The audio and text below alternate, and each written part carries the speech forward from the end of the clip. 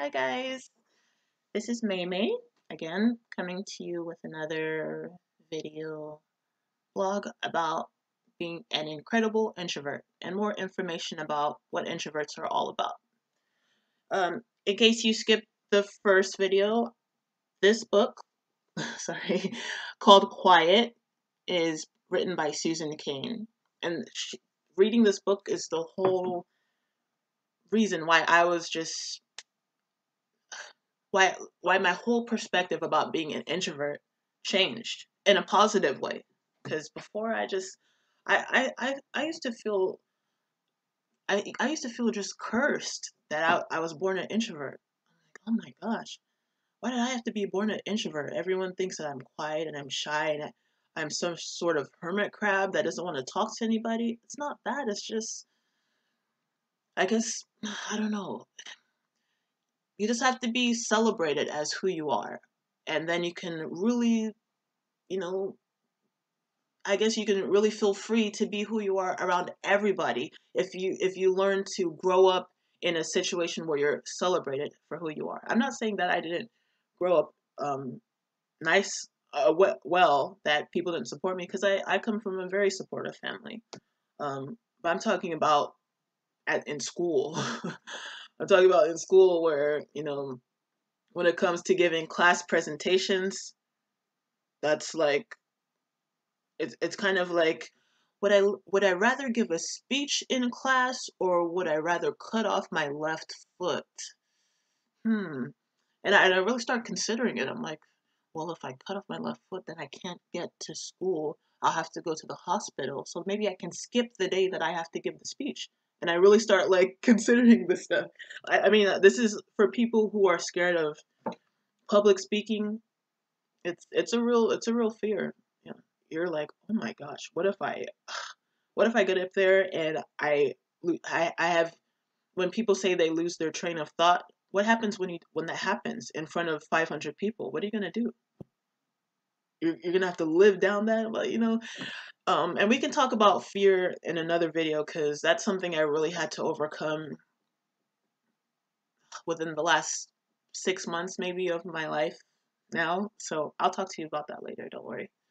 For any of you who are going through um, times where you feel like you're fearful, that you fear that you're gonna fail, that you fear that you're just like, how's this going to work? How am I going to get over this hurdle? Don't worry.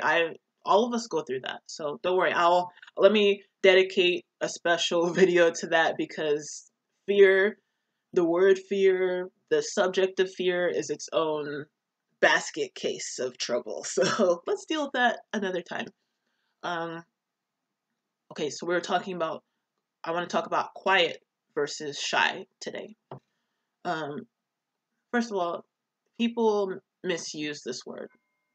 I guess I really don't want to. I really don't want to say extroverts, mislabel introverts with saying that they're quiet or shy. I don't want to say that, but I don't know what's. I mean, introverts don't say that to each other. I don't know. I don't know. But when somebody is shy, according to this quiet book, according to this quiet book, it says that people who are shy are afraid or anxious about other people's reactions to their own actions. Like, oh, I'm shy if someone plays piano. If say I play piano, which I do, I could say, oh, if someone's like, oh, Meimei, play us a little, song on the piano, and there's like 15 people in the room and the piano's in the same room, I can be to that person like, oh, well, I'm pretty shy about playing piano. So shy means that I'm afraid that if I do play this piano in front of all these people, I'm worried about what they're thinking. I'm worried about they're gonna think that I suck or that I'm terrible. That's what shy means. Oh, I'm shy at this. I'm shy at doing that. Um, I'm shy at showing my legs, so I wear this. Or I'm shy about wearing a bikini, so I wear a whole piece. Those are just some examples. But being quiet, that's where I wonder, does quiet, when people call me quiet, do you call me quiet because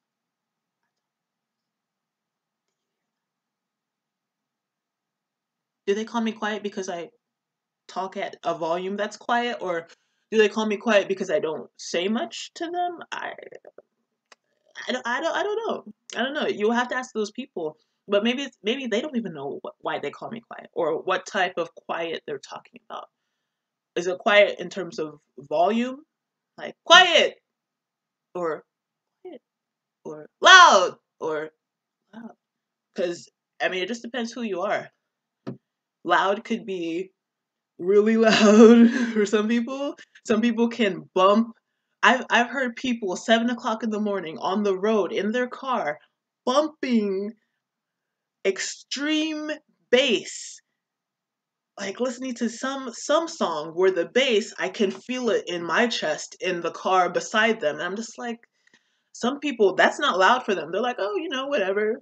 Got to wake up somehow. I'm just like, oh. But for me, that's way. If I'm in the car and I just woke up, the volume has to be on volume 2 or 1, or I just turn it off because I'm not a morning person, so I wake up slowly. I'm just like, why am I not still in my bed right now? So for me, I'm not a morning person, but I don't know if they say that I'm quiet in terms of volume, or it's quiet meaning that I don't say much. I don't know. So let's stop calling people quiet. Let's stop calling people shy. Let them say it if they're shy about something. Let them, and if they do say that they're shy about something, be supportive of them. Be like, hey, you don't have to be shy. None of it. We're not judging you. Well, you can't play piano, Meimei. So you play. If you play Twinkle Twinkle right now, we'll be grateful, and we'll think that you're amazing Beethoven. Support people who are shy about things. Help them to overcome, because I guess being shy is a fear. I mean, that means that we're all shy about something. Someone isn't a shy person, like they're shy. What does that mean? It actually makes no sense. You can be shy about something. You can be shy about, all those examples I said, swimming in a pool with people, going to the library and there's a bunch of people in there. I don't know. You can be shy about giving speeches. You can be shy about. I mean, for me, I think I'm kind of shy about showing my legs. My legs are like pretty. My legs, my calf muscles can knock somebody out. I know if God forbid, I'm ever in a situation where I have to defend myself. If I give them a kick in the jaw, it's lights out. My calves can, like, I've I'm a woman, and a guy has come up to me at the gym and been like, "Man, I wish I had your calf muscles." I was like, "Are you serious? That's so embarrassing." That guys covet my calf muscles, and they wish that they had my calf muscles. So I'm kind of shy about showing my legs. I'm getting more confident about that. But what woman isn't insecure about some part of their body? So and then so support people who are shy about things. That means that they're fearful about something, and maybe it might be unfounded fear. Maybe it might be that the fear was something that was established when they were young, or when they were old, or somewhere in the middle. But you can always help somebody overcome their fear when they're around people that they're comfortable with, or in a setting that they're comfortable with. Like, I don't mind playing piano in the house, but when you put me, in Wigmore Hall or Carnegie Hall, that's when I think that you would agree that I should probably be shy or scared or fearful about that. But fear is a whole nother subject. I do want to talk about it right now, but I'll hold off on doing that. So yeah, shy versus quiet. That's it. Stop telling people that they're shy. Stop telling people that they're quiet, and just take them as they are. Okay? If you want to get to know them, get to know them. If you don't, you don't. See, it makes perfect sense. So, don't mislabel people. Get to know them for real, and you might be surprised. You can meet your best friend from someone that you wouldn't have given them the time of day before, but maybe after watching this, you're like, well, maybe I'll give them some time of my day. I know some people who've met me who maybe I didn't open up to them at first, but there's some people now who they're like, man, mine, you know, just said my real name. Okay. Anyway, if you caught it, you caught it. If you didn't, that's okay.